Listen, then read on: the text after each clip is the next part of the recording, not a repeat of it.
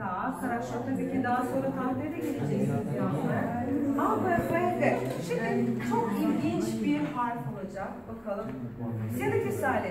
Yapıverdi. Siyadaki Salih. Herkes yazdı mı? Sibir ne durumda? Sibir ile ilgilenemiyoruz. Yazıyor muyuz? Хорошо. Moskova çok iyi gidiyor.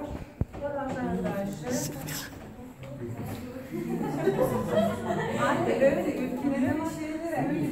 Смотрите, это буква похожа на дом. Bu harf gerçekten bir sanat eseri, tam eve benziyor.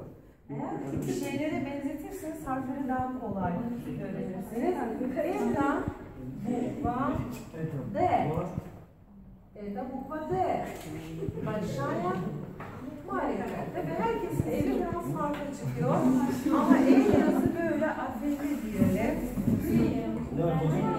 Это буква D. Her zaman ilk harfleri gören böyle tepki verir ama daha sonra alışıyorsunuz onlara. Это буква D. D. Ve don. Don. D ile başlayan kelime de don ev demek. Baş D. D. D ile başlayan var mı isim? Damla veya Ömer D ile var mı D? Ömer de O. Zaten Adem'de var. O, M, E, R. Bana ne diyorlar Türkçe yoksa? Omar. Omar diyecekler. Kesinlikle Omar diyecekler. Çünkü Ö harfi Rusça'da yok arkadaşlar. Onun yerine en yakın ona hangi harf kullanırlar? O.